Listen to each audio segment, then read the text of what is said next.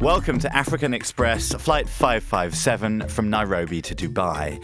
That rare thing, a stopping service in the skies. We're off to Mogadishu, Somalia's infamous, dangerous port town. We're stopping at Hargeisa in the breakaway state of Somaliland to the north, and then Berbera, hard on the Gulf of Aden. First, we're leaving from Nairobi's Jomo Kenyatta Airport at 7 a.m, and the crowd craning to hear word of their late departure. They're Muslims dressed in robes, thobes, jalabas, beards for the chaps, henna and headscarves for the ladies. We're travelling from Christianity to Islam in 2 hours and 50 minutes at a cruising altitude of 37,000 feet.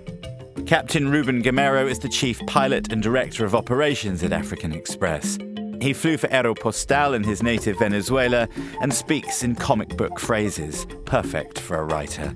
My notebooks are full of quotes like "Welcome to Paradise" as we bump down onto the tarmac of hellish Mogadishu. Controlled by troops from the United Nations and the African Union, Mogadishu Airport is the safest building in the country, and the business class lounge isn't just a sign on the door, it's a descriptor. This is where deals are done.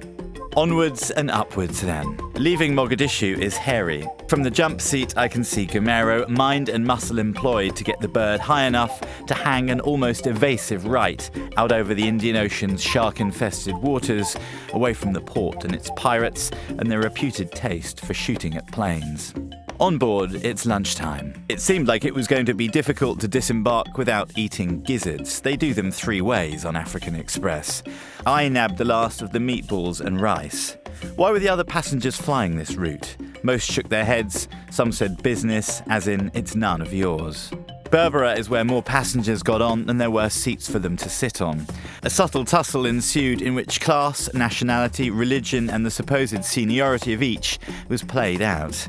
I sat in the jump seat again and off we raced to that most glittering costume jewel in the Middle East's otherwise high-carat tiara, Dubai. For Monocle, I'm Robert Bound.